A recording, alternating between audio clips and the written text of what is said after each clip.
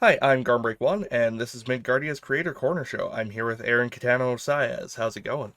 Hello, everyone, and hello, Garm. I'm happy to be here. I'm excited to chat. I'm excited to be on, what was it, Creator Corner? Creator Corner. Yeah, I gotta say, it's a really great title. I heard it, I was like, ooh, that's good. Yeah, we've got cool crowdfunding, and then we got Creator Corner, and yeah. Family of products. Yep.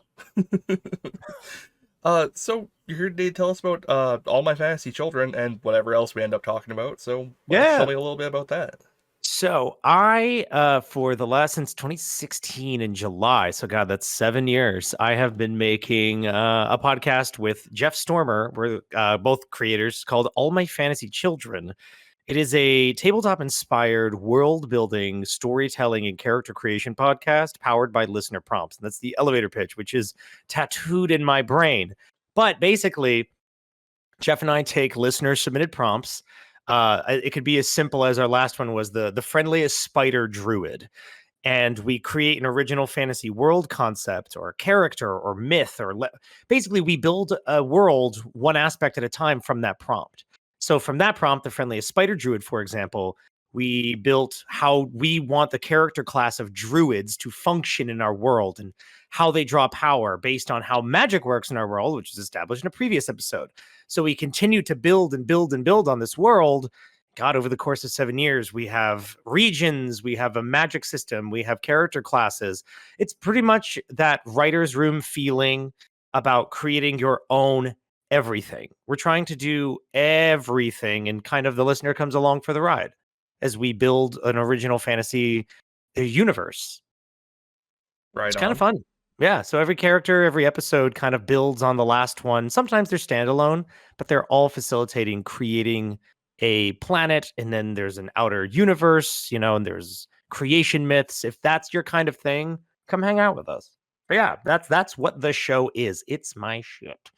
That's awesome, man. I uh Thanks. I like world building stuff. I do a bit of that for some of the other stuff I do as well, and it's a good time.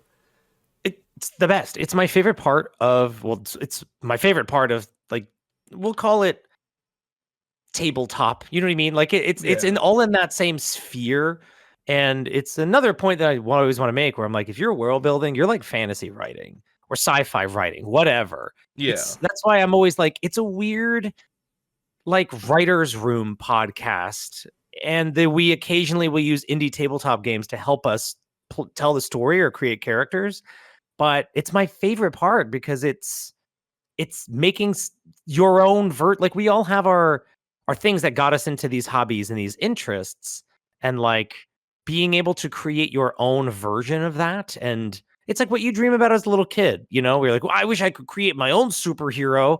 And then you, in this, like All My Fantasy Children, is us basically creating our own superheroes in that world over and over and over again. And it's a deeply satisfying experience, world building.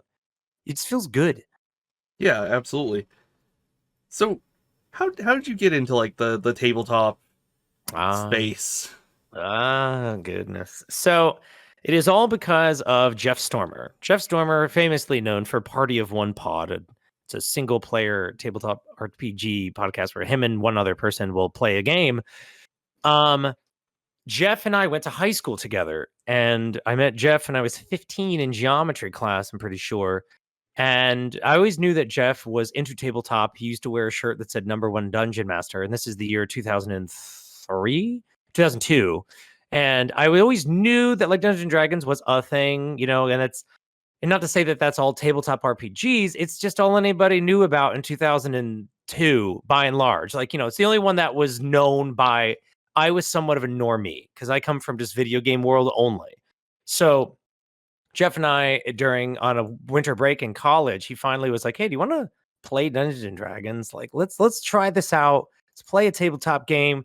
And I was obsessed. I was hooked. I was obsessed. The idea of making your own character, you get to role play, you get to decide what you do. It's a game of imagination because I was so used to video games where there's a set amount of boundaries. Like, yes, it's similar in the way that like there's a core rule book and these are the abilities that you can use and this is what the lore they come from. But the freedom, excuse me, to just use my imagination, wild, wild, bananas. it felt like something that I was like, wait, that exists? They let you do that? So it's Jeff. Jeff dragged me into the dark abyss that is tabletop games. And ever since then, I have been very interested in them, but it wasn't until 2015, I think, where I was a guest on Jeff's show, Party of One. And that's when I was like, it was early 2016, I believe. And I said, oh my God, I want to do this, but I don't want to do an act because actual plays were the thing of like 2016, 2017 because of Taz and Friends at the Table. They were huge. And so I was like, kind of want to do something different. I want to do what I like, which is just kind of spitballing ideas about nerd shit. So yeah, we made All My Fantasy Children. But yeah, it's all because of Jeff. The reason I'm in podcasting, the reason I'm in tabletop RPGs, the reason I know how to edit audio, all things Jeff Stormer. Follow them at Party of One Pod. Jeff is at the center of the web. Jeff is the center of the web. Jeff is the center of the web for a lot of people. Where I find out that like, hey, Jeff dragged me into this abyss too, and you're like, what the hell, Jeff? No, but it's wonderful. I am so appreciative for Jeff introducing me to the hobby and the now passion I have for podcast, the audio medium, and just I'm somewhat in the tabletop industry to some extent. I'd never call myself like a designer or anything, but I've worked on games and I've written for games. And I love to talk about them, love to play them. So yeah. Right on, right on. Yeah, like 2002, I would have only known, like, yeah, Dungeons and Dragons and Warhammer 40,000, and that Yes, was it. yes. Yeah. And like, yeah, I knew what Warhammer was because of this, because of the stores, especially. Like, you'd go into a hobby shop and it would be all miniature games, like Warhammer, But because it was like, the dawn of like video internet, so like things like StarCraft and like Command and Conquer was still hot. And like WoW and all that was kind of taking over. It swept me away from any idea of even being curious about what was going on at the hobby shop. Meanwhile, it would have absorbed me a lot earlier because God, I have to stay away from miniatures because I know what will happen to me. And I'm not joking. I'm like, I know I will start collecting them and painting them, and it'll be another hobby / passion project that I will eventually start. Yeah. Yeah, I know how that goes. You can see behind me, both behind my head and on the Yep. pile of like unfinished stuff over there. There's some models and stuff like that, and like Yeah. I Like, have some old Tal miniatures, and yeah. I always have to avoid Gundam. I can't go down that road. There's already enough that's usually living on my desk. I cannot get into painting and creating my own figurines because with my brain, it is pure Pringles territory where there will be no ceasing. Yeah. I mean, like I said, there's like a bit of it's a mess right now, but was a diorama set up there that's since been converted into other storage. But it's like a little cityscape and stuff. Um God, miniatures are painfully addictive. Oh, it's so good. They're so fun. It scratches that action figure itch, but you get to customize them. Yeah. No, Which so is, I'm like, oh, you monsters.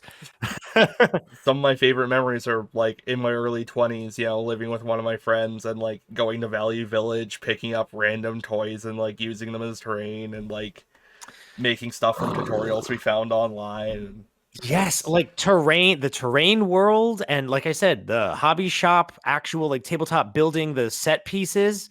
I actively have stayed away from it because I'm like, nope, I don't want to go down that road. I know what it leads to, and there will be less in my bank account. yeah, Yeah. I have a horrible like collecting things problem, so I know how it goes. Yep, same here. Same here. I own way too much Munchkin. That's the current issue. Oh no. It's okay. I can only buy more Munchkin stuff if I've actually played Munchkin since I last bought some, so sometimes like a year or two. I can There you buy go. nothing. There you go. Big brain strategies with Garnbreak 1. Exactly. So I was gonna ask what else you do, but that is a huge list, so let's be more specific. Oh God, I do. I recently realized that I do a lot of things, and it is something I've become very used to because I make All My Fantasy Children. I'm like the editor and stuff like that. I'm a voice actor that I do audition pretty much like 6 days a week.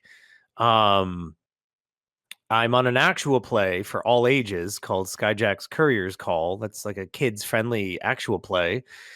And what else? Oh, and I work a full time, like a borderline, like full time catering job in New York City. So it's a busy time. But specifics, what do you, what are we circling in on? Because I'm not even tooting my horn of like I do a lot. I'm like, how did I get here? How did it come to this? Yeah, you must have way more hours in your week than I do in mine. I just have less joy, I think. Maybe I just sleep too much. Or play too much Legend of Zelda now. That's the current problem. But that is the only problem is playing more. yeah, it's so good, man. I only have a Switch Lite, so playing Breath of the Wild was a big challenge for me. I'm still not even through it Oh, because well, with the control scheme, how you have to grip the Switch Lite, things yeah. like the bow are not friendly. So I got to a quest that was like hunt a deer. I swear to God, it was the hardest thing I've ever done in my life with like the claw and like the. So I've put it on the back burner because Diablo is coming out. Even though fuck Blizzard, I like Diablo a lot. I understand your pain. At least it's Diablo, not like Overwatch you're sacrificing for. I can't do that. No, I've never gone down that road. I mean, look, if you're looking to upgrade your Switch, there is a Tears of the Kingdom Special Edition OLED one. It looks real nice. I know. Look, I know, but I'm also trying to save my monies. Yes, the eternal age-old pain. struggle. I want money, but I also want thing. Yeah. Yep. God, Tears of the Kingdom is real good. You have good things to look forward to, is what I'm telling you. I know. I've seen. I mean, it's hard to avoid. Yeah.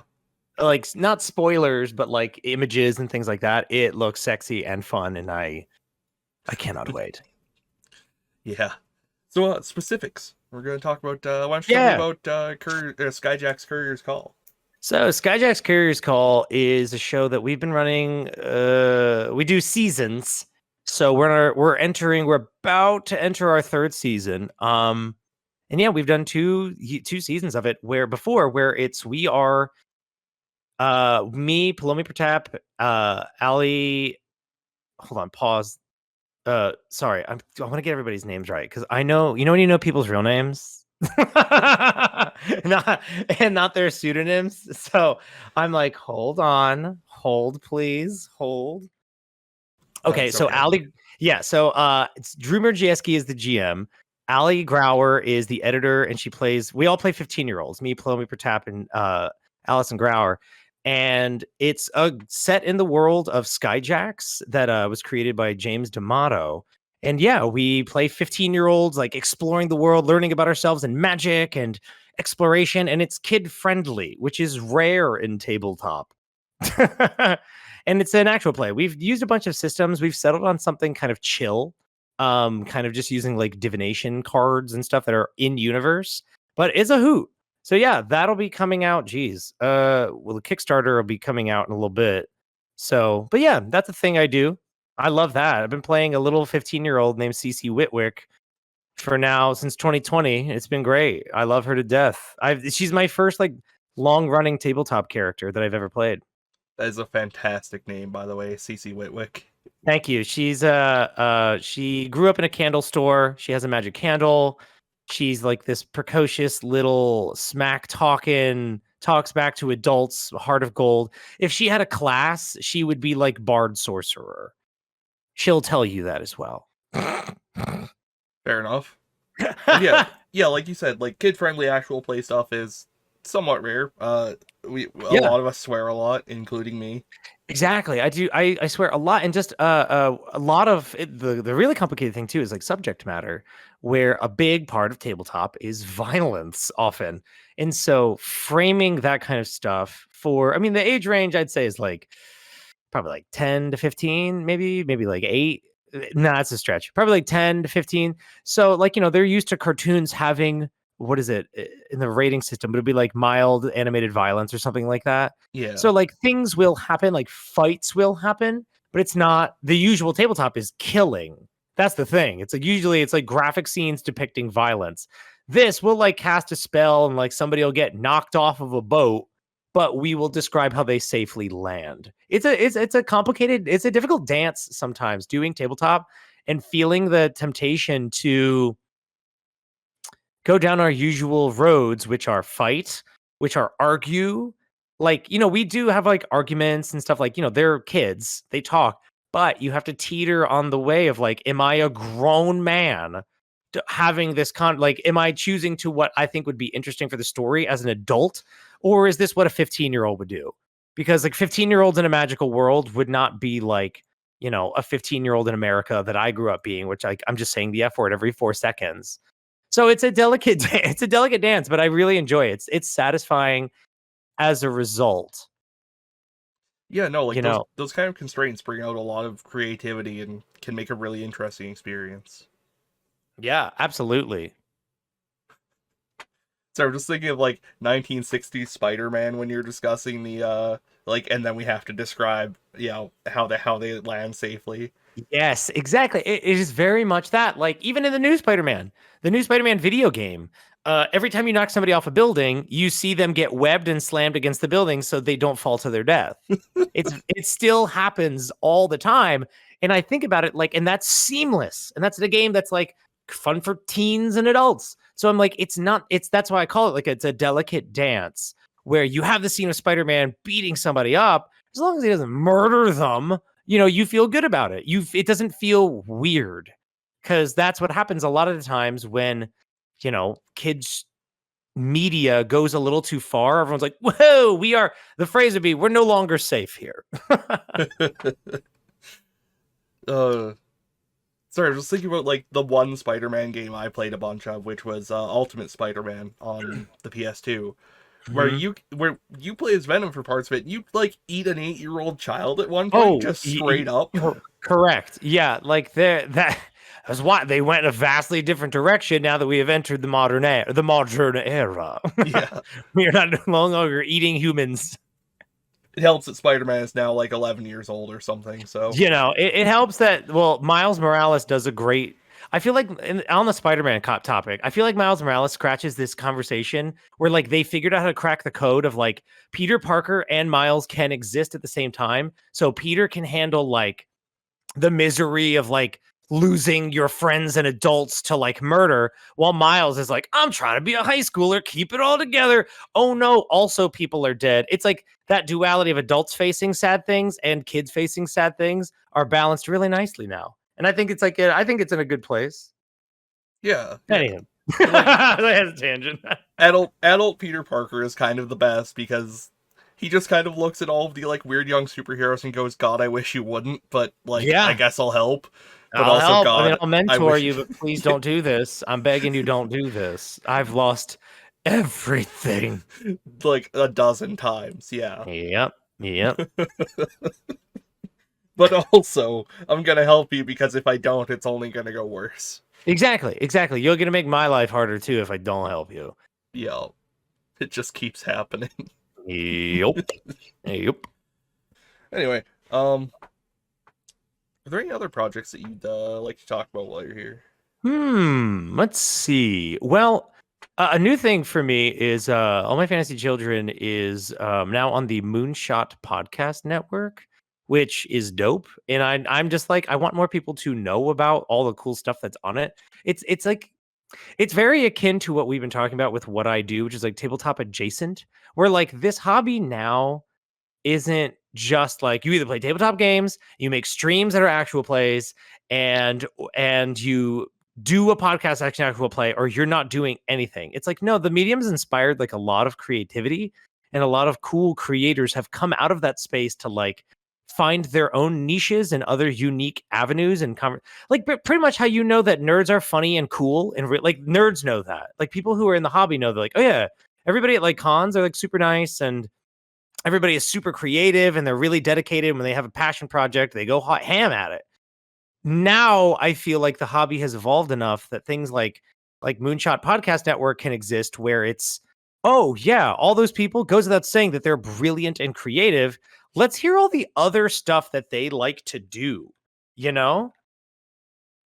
As opposed to like, I don't know. I sound like such an old person where I'm like, You remember when tabletop content was just actual plays and streams and like the occasional interview? And now it's more of like this branching network of you go like, God, I love that person. Oh yeah, they're a tabletop person deep, kind of like how I find Henry Cavill in real life to be kind of cool because he's like a nice person who likes talking about nerd stuff and he's dedicated to like hobby shops and keeping them running and things like that. And you're like, oh, of course he's a nerd. That's why he's cool. I like that. And that's why I don't know. We just joined the Moonshot Podcast Network and I wanted to just give them a brief plug because they're cool. You know, there's a podcast called Learning Tarot Together. There's stuff where we talk about Dragon Ball Z. Like and that is called Kame House, and then Learning Tarot Together. The product minds. Like there's just a lot of stuff on the network for people who like far out things is the phrase on the network, but it's a really great way of describing like creative people are oftentimes in nerd spaces, but let's see all the other stuff that they're interested in besides tabletop games and video games and stuff like that. Sometimes, yes, it is that. However, there's one about mythology and like it's cool. I can't say enough of it. I am the reason I bring it up too. The tangent is I encourage if you're listening to this and you're a nerd and you like tabletop games, you like video games, you like all that nerdy stuff. What else do you like? Because odds are you're really good at expressing yourself, painting images with your words. Sometimes, you know, if you've played a tabletop RPG or if you've LARPed, congratulations, you've acted for long periods of time. You're good at improv. You have a lot of fucking skills, and I want to see all the cool stuff that you're also interested in, and I want to hear you talk about it. Hell yeah.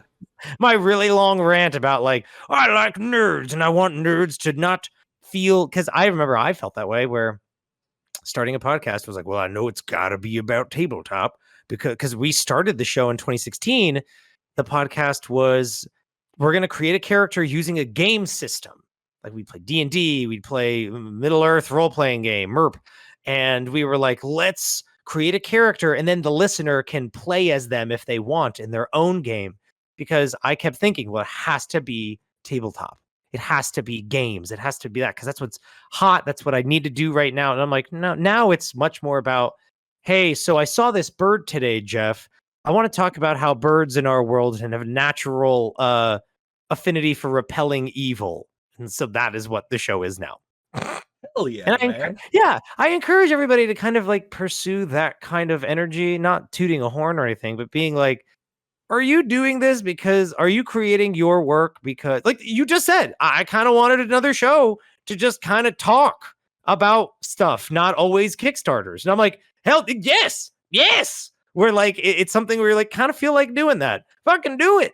Yeah. I'm all about that kind of energy because you're clearly good at this. You clearly like nerd stuff and you're good at talking and chatting and hosting and you know all the tech stuff to create this. And I'm like, fuck yeah, create a million goddamn things because you're good at it. Yeah, I mean, this channel did start as actual plays. Yeah. And like, we still do sometimes, but mostly for just like charity events and fundraisers and stuff because live streaming sucks. It's hard. It's hard. That's a tough one. I tried my hand at it at one point and was like, this is rough. It's not for me. And that's what I think is really cool anymore is the shift in like nerd space is, and I roll my eyes at that, is people just doing what they kind of want to do and not chasing trends as much. Because that pressure to chase trends was very existent as like there were like 5 shows getting 80% of all views for a very long time that I'm like, yeah, do whatever you want. Do the kind of work that you want to see, of course, but also like what you fucking want to do. Don't make stuff if you don't want to do it. That's been my MO, and I've been making shows for 7 fucking years, and I still love doing it. So it's, hey kids, if you're under 36, I'm calling you a kid, and listen to me. Make stuff that you enjoy doing. And that's part of our big show. A part of AMFC, I'm sorry for just talking incessantly, but a big part of AMFC is All My Fantasy Children, by the way, I abbreviated in my head, is at the end of the episode, Jeff and I give a verbal hug. And it's usually like what we need to hear, what we've been thinking about, what we've been feeling, or like, even if it's usually not the best stuff where it's like, yeah, if you've been feeling burnt out, take a fucking break, step away. The work will be there when you come back. It's kind of that energy at the wrap up of every episode, no matter if the episode is heavy, if it's light, if it's silly, if it's dark. We're like, hey, let's talk about real shit that creators go through or experience. Even the people you just listen to play wackadoo and be silly for an hour. Sometimes it's not always easy. Like, the people watching your stream, for example, would never know that you're going, fuck, this is so hard.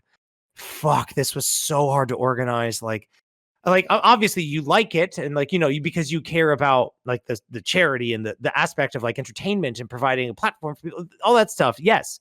But a lot of the times you have to keep inside the work element of this, where it's like, yeah, like editing a podcast or a stream or VODs and stuff like that can take hours of more often than not, most times unpaid time. And it's something that, as a listener, I appreciate that transparency. Jeff and I both do. So we both go, fuck it, let's talk about it. Hey, you just listened to me talk for an hour. I'll oftentimes be like, yeah, like I just got off fucking work. It is 9 p.m. I am exhausted, but let's make this. And I will bring what I'm feeling into the character and into the story, because we're making shit that we want to do and the way we want to do it. Like, I'm not like our phrase is so funny where we've been saying it for years. Jeff started it being like, hey, it's kind of a rough week. And if we're probably going to be, the subject matter will be quality, but it might be sad. And if you don't like that, fucking deal. And I'm like, yeah, pretty much. Click off. There's a million other fucking shows. I'll see you next week. Then on the next episode, we'll probably be funny then. But that's real shit where I am not a fan of pretending to be like a fucking bouncing content creator Muppet. Not at all.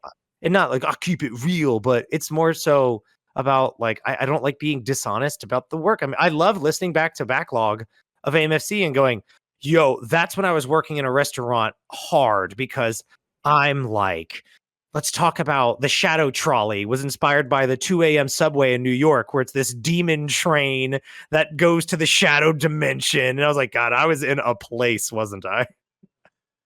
Yeah, like burnout is real. Like I cannot even try to do like the super happy, energetic content. I am envious of everybody who can, and I'm sure it takes a lot of work. But it's hard, but also you don't have to fucking do it if you don't want to. If you want to be a Muppet, that's great. I always say, God bless you. Fucking better you than me. But I can't. Like, I'm gonna be entertaining. I will do my job in that department of like, we're gonna make a character. We're gonna do this for our listeners. This is literally just for you, but also me, because it's cathartic and therapeutic for me to talk about a fantasy world that's optimistic and cool and full of mystery and stuff. But also because I want to fucking do it. yeah, no, like that's the point. It's that's all art, where it's like, yes, that art piece was for people to enjoy, but also it brought the creator a lot of good feels to make the fucking thing too. Let them savor it as well. yeah, like 98% of the time, I greatly enjoy doing this, but like the video editing sucks. yeah. Like, I love recording a podcast. I fucking hate editing it, but I'm too cheap to pay anybody, so I'm gonna fucking do it. And I'm very like, and I will always be transparent about that. People are like, "Why don't you just pay somebody?" I'm like, "You want to give me money for the show then?" And they're like, "Well, no." I'm like, "All right, then let me whine about how tired I am." Yeah, like I make near $0 on this. I think actual $0. Yeah, and I have no problem with that part. Like, I don't mind making the show for free and keeping it free, and intentionally, like, we don't put stuff behind like paywalls or anything. But occasionally, you're gonna have to hear me go, "Hey, there's not gonna be an episode for a month because I'm fucking tired." Yeah. Oh man, we've got one project coming up which I can guarantee will not be out before this interview goes up, but that's okay. For like, I spent $20 buying a referee like shirt for it, and I'm already $20 in the hole on that project, and won't recover that. But that's okay. The referee jersey is great, and there are to creative works, especially on the internet, there are investments. Sometimes there is a terrible or literally zero ROI, return on investment. However, it's still worth it for fun points. Yeah. Can you really put a price on life? The answer is yes, $20. $20. But it's too real, and it's never to be like sad. I just kind of was fed up of listening to people I admire kind of fibbing about their emotional state when they were on their respective show to sound more commercially viable. There's nothing wrong with that. But I was like, fuck, I'm not doing that. I like our listeners. I don't want to make them feel like them being sad, they're the only fucking ones. And that's the thing I try to avoid is being like, hey, is this your favorite podcast? We're sad too, but we're going to make this because it makes us feel good and we hope it makes you feel good too. Yeah, That's damn kind right. of the energy. Yeah. Where it's fucking, yeah. We're very transparent about a lot of things in our life on the show. We say like, hey, this, like, for example, my one example is, we created a race of people called the Beast Folk, where they're basically like furries. They're like fursuit people. Like they're anthropomorphic animal people. They are the longest lived on the planet, but over time they will lose their memories. The memories of who they are will disappear. You can delay it and bring them back by giving someone a token like an object that reminds them of something. You can jog it basically, and it'll come back, but it will eventually go away again. It's because I was on the train. I was on New Jersey Transit going to visit my grand. I still have the notebook. I just found it the other day, packing yesterday. Found a notebook that said, going to see my grandfather. He's losing his memory. This sucks. I'm going to write something into AMFC about it. And so I wrote, like, that's when our shift to this thing called optimistic fantasy started, where it's like, if magic is a thing, we love magic. But who the fuck doesn't love magic in sci-fi, and tech? It basically facilitates a writing vehicle to make things that we don't have real. Oh, we want to cook on a fire? Boom, fire spell. And then I kept thinking, like, wow, what if there was a world where memories fade and you can't get them back, but you can bring them back for a period? For like 100 years, you can have them back. They'll go away again. Then you can just jog somebody's memory again. What if there wasn't like we don't have there's no like inherently evil cultures or races and that kind of shit. It's just like there are people who are greedy and shitty. There are people who push too far or want too much. And it kind of it was very therapeutic for me to write this thing into the beast folk, into their culture of cherishing memories and refreshing each other about who they are and the lives they've lived and the people they loved. Because in real life, you can't fucking do that. Once it's gone for that person. And so it became this vehicle for the show. A big point of our show is like optimistic fantasy, where shit is cool. People fight demons, people fight monsters and go on epic adventures. But we're going to try to actively avoid a lot of harmful tropes that are baked into like a lot of, we'll call it a classic and iconic fantasy. How do we avoid that? And let's be open about those discussions when we have them. Because it's all about openness on the show, where we'll talk about like, okay, we don't like, for example, we don't like monsters. I fucking love monsters. I love fighting monsters.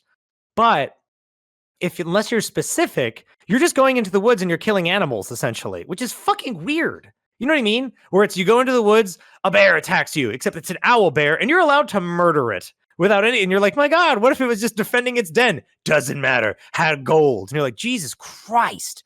Is there a different, if we want to make our own shit, is there a more thoughtful way of describing monsters? And we're like, yeah, there are some monsters that are just assholes and some that are just animals, and people tend to not kill them. You know what I mean? And like, because that monster hunts is like a very classic thing in fantasy. And I was like, God damn, that's raw. The people just, but in real life, we would be like, Jesus Christ, you just went into the woods. Like, hunting is sometimes frowned upon, depending on this, like trophy hunting is frowned upon. And so it's something that we brought into our world of like, no, what if we just don't fucking do that? Like ever. You need to make a sword, you go and kill some fucking hydras and take their bones. I'm like, God damn. Is the hydra like evil and causing devastation? Nah, just trying to raise its young. Like, fuck, that's grim. That's intense. So it's basically the idea of making things that we say, like, try to make things that don't hurt or that don't make you go, woof, once you hear the origin of that lore beat. Because that for me is too often where I find out a little bit more about Tolkien and I go, holy fuck, oh no, my stomach hurts and I don't like that. And so we just, we're actively always chasing the inverse, pretty much. It turns out World War I was really bad and also perhaps not the most racially enlightened time in our history. Correct. And so like it's the idea of maybe not maybe not adapt every piece of fantasy fiction on something written in that era. And that's kind of what we're about. Of like, and then we go, let's just make it our fucking selves, inspired by those things. Obviously, because they're fucking like, I can't say mithril without thinking of it. But how do we make it more optimistic and more inclusive and kind and thoughtful than that? And then a lot of people, like, where it's just like, violence and sexual violence is the default setting. Mm-hmm. Default settings in fantasy are oftentimes bad, where it's like, for some reason, people just murder each other on the street. There's bandits. And you're like, good. Why? Well, I don't know. It's what people do. You're like, this is fantasy. It's the George R. R. Martin conversation when they ask them, like, God, why is there so much sexual violence in Game of Thrones? And he says, well, it's what would have been like back then. You're like, motherfucker, this is not real. This is not a history book. Like, no. So with that thought, it's what else can we do that is different from that? That was a long rant, but that's what I got. Yeah, no, for sure. And like, I think you should at least be aware of it. Like, I like going into a den and killing a bunch of goblins or whatever. Oh, hell yeah. I fucking love it. I'm literally going to buy fucking Diablo. Yeah, that's fair. Like, and I have no, like, violent-driven fantasy, I will say, like, I don't give a fuck. I love dungeon crawlers. I love brawlers. I love fighting. But, you gotta be at least kind of aware that, like, there are some undertones. At least be aware that, like, yeah. It depends on your setting, and it depends on what your goals are. Like, I don't give a fuck. If you want to have a fucking campaign where you're just beating ass and, like, taking names, I don't give a fuck. Yeah. But for me, I go, that's just, it wouldn't be, for me, it's the actor brain in me going, that would not be real that wouldn't be good it wouldn't be right for our setting. Yeah. And that's all this is about. Because if you have this setting that's like, everything's hunky-dory and, it's very, like, cozy is the term I like all the time now for, like, that kind of, like, very friendly, fun, easygoing. If you're doing a Stardew Valley inspired tabletop game, but all of a sudden you're killing town guards, I'm like, whoa, fuck, holy shit. And that's fine too. But if you're like, this is a cozy, try to, content dictates form is what Stephen Sondheim always says. And it's, if you want to go that road, maybe sometimes question your approach to things like violence. Just think about it. You don't give a fuck what I think or what I'm doing. It's just what my ass is doing. I also I want to start an actual play set in fantasy. That's in the preliminary works. You bet I'm going to be the GM. You bet your fucking ass there's going to be combat because I like it. It's fun. It's cool doing superhero shit, but it will be still consistent with the topics that we discuss about violence where no, you're not going to fight a random pack of wolves and murder them and take their bones and turn them into jewelry. In our world, that's weird. But then fucking D&D, go ahead. Dire wolves. I don't give who gives a fuck. Play your game. I'm never going to tell anybody how they should be playing their fucking games and doing their fiction and stuff. I'm just telling people how I do it because it makes me feel good. That said, if a bear attacks me in the woods in real life, I will not try to kill it, but I understand trying to kill it. I couldn't fight a bear. Let's be honest. Yeah, maybe, this is the thing. But if you had magic powers and you were super strong, the fuck are you doing fighting a bear? Just you know what I mean? That's what I go. If you're that strong in a fantasy setting, the fuck are you fighting animals? The bear can still kill your ass, man. Yeah, but I mean, if you can cast a fireball, I'm talking. Yeah. If you have a fireball, don't fight a wolf. Scare it off. Yeah. Please. Any adventurers out there, if you can cast a fireball, you have some high level spells. Maybe consider charming the wolf. Just think about it. Consider the amount of ecological damage that you will do in the long term to this environment. All you're doing is fucking up homeostasis by killing that wolf with a fireball. If you kill all the wolves, the river will change course. That's what happens. See, that's the actual fucking spirit of AMFC, though. Where I was like, yeah, wouldn't there be a food chain in a fantasy world? You are fucking it up. It's literally like what we did in... I'm from the bottom of New Jersey is very woodsy, piney, stuff like that. And eons ago, it got deforested by British timber to make ships. So the Pine Barrens is a region of New Jersey that's a quarter of the state. The animal stuff is fucked from that era because it's there used to be things bigger than a raccoon. Not anymore, though. So it has to do with fantasy as well. Yeah. Where I'm that's one way to think about it. I like science. Why not bring it in fantasy? As This has been a the long tangent. Yeah, like as there's a classic quote on the matter that's something like, "You can't kill everything that looks dangerous, save everything that looks cute, and then expect to have a functioning ecosystem afterwards." Yeah, and you can't expect to have a fucking functioning story either doing all those things. You know, you'd have a pretty weird, just like violence narrative too. Do love a weird violence narrative, honestly. It's fun to play, but I'm like, good luck selling it. Yeah, Like, like that's the thing. There's stuff for fun with friends, and then there's stuff for if you try to monetize things. That's why I'm like, we make AMFC for entertainment. So that's why we're having these conversations about like, what if this were a little different because this makes me feel icky, or I don't like that trope because we are producing a show for people to consume. If Jeff and I were just sitting around in our fucking house, we might be like, yeah, like, they go on, it might be different. I don't fucking know. But it's a difference between like home games and, for TV games or for internet games that people are, you're trying to basically sell. And we just need to be honest about these fucking things. I'm just very sick of people pretending. I sound like a fucking YouTuber. I'm very sick. But what I mean is I grow weary of lack of transparency between people's intentions and why they are making the work they do.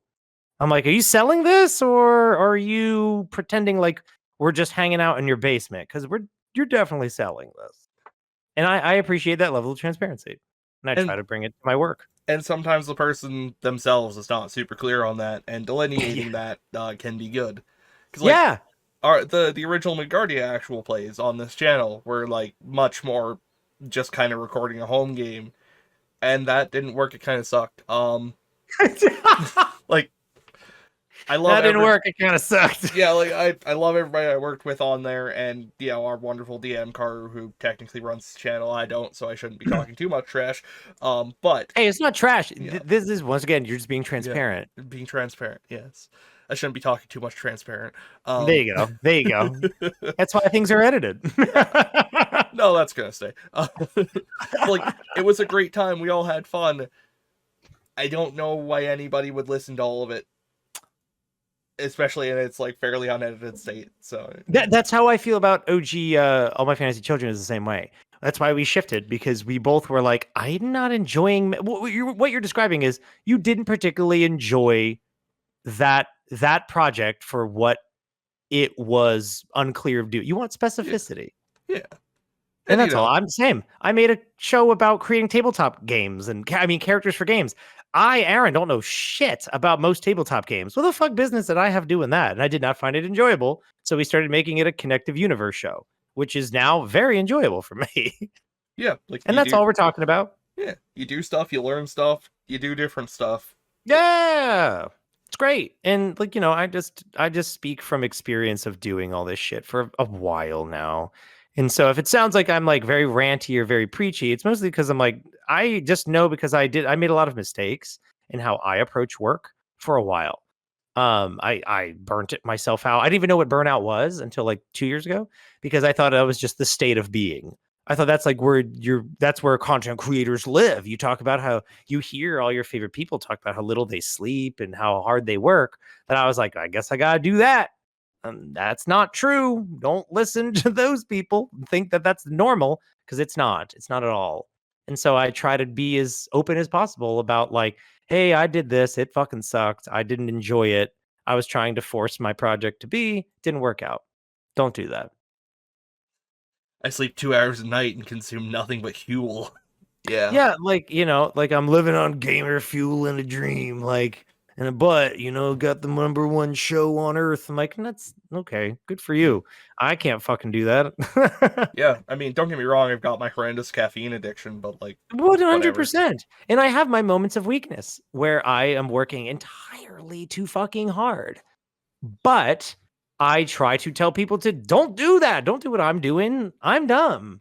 Like I am fueled by a lot of things, and unfortunately one of them is like overwork, and I want to make things and I want people to enjoy them, and that occasionally leads me down a bad road. And it's how I've developed this opinion about like, hey, if you're going to do that, you better at least like what you're making. and that's why I feel happy about making the things that I do, where I like all my projects. And it's taken quite a while to get to that point. Yeah. And You hear all the time people hate their fucking jobs. yeah.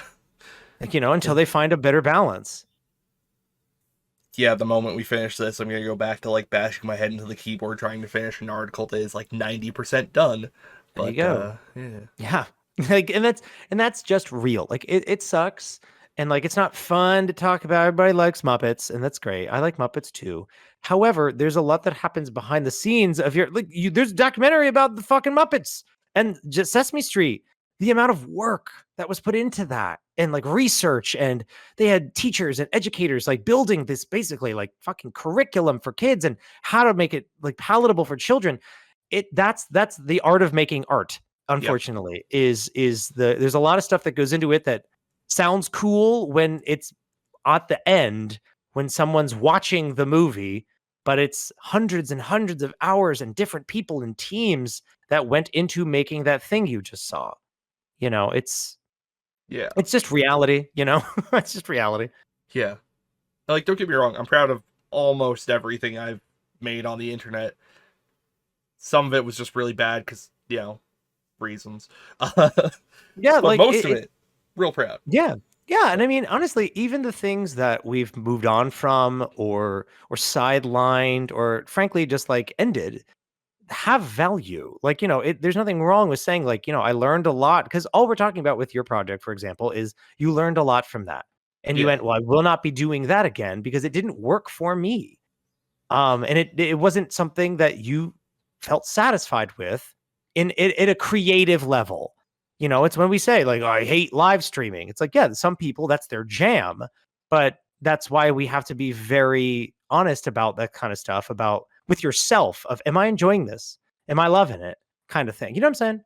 Yeah, and like even the things I've hated, I've learned things from, like live streaming. We were talking earlier about, the fact I've got like the audio tracks split up on OBS for recording. That I learned that when I was live streaming to make my job easier later. Exactly. My God, my life as a voice actor, my auditions come back fast because of my years of podcasting. I can bang those suckers out and then edit it all together, make it sound really nice, send it off. And Yep. it's that's what I mean, is like, none of this is like, even if you move on from a project, it's not worthless, it's not bad. You learn, as long as you learn something from it, even if it's, I learned to not do that again. That's great. Shit. I have lots of stuff. God, I used to write. My thing was, I heard someone say you should write every day, write every single day. So I was working in a restaurant job that I hated. I was auditioning for musicals in New York City. I was recording my podcast. I was editing the show, and I was still writing every day on the subway. And I eventually was like, I fucking hate this. I hate all the ideas I came up with. I hated everything that I was like, I didn't enjoy it anymore. I didn't like it.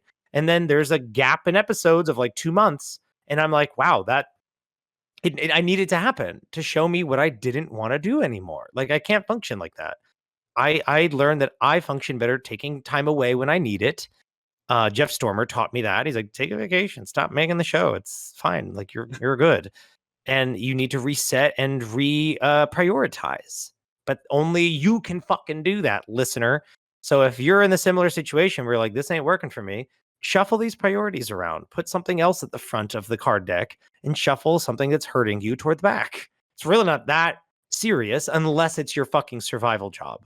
Unless it's what's literally keeping you alive, do not shuffle that priority out. But we're talking about like our creative pursuits. Don't let them become work, meaning something you fucking hate. Yeah. All right. Well, this has been On a what a positive note. But I mean, this has been, but honestly though, like, I know it sounds like we're like talking negative, but like, if you make something, you will hear this and go like, I know what that is. I know exactly what they're talking about. yeah. No, like it's important to value yourself and, not do things that you hate just because you feel that you're obligated to. Like, you gotta take a step back and look at why you're not enjoying it sometimes, and sometimes it's just because you've been doing it for like 3 solid years in a row. Yeah. And out of it, doing it a very specific way. I feel like this interview is going to be something that later on someone's like, wow, there was this interview where Eric Catano-Saez was fucking brutal and like negative. And I'm going to be like, yeah, did you not miss the whole point? I'm not a Muppet. I mean, like, even then, it's not that negative. It's not like we're talking about how No, everything's awful. Like, there is no. the Muppets message not is that welcome. things can get better, you know? Of course. It's the optimistic. We were talking about optimism this entire goddamn time. Yeah. Damn. This is And deep that's shit. This was this deep shit, though. was deep shit. It's the deepest episode of Creator Corner that I've ever made. Welcome. This is my brand of content, baby. Well, Aaron, it's been a joy. It's been a strange and wild ride. Um, That's uh, me. That's me in a nutshell. That's my body of work. hell yeah. Check out the links below. Yeah, it'll go to Aaron's page with all my fantasy children and All my stuff. Skyjacks, all that stuff. Yeah. All my And stuff. my voice is going. So good night, everybody. Goodbye, y'all.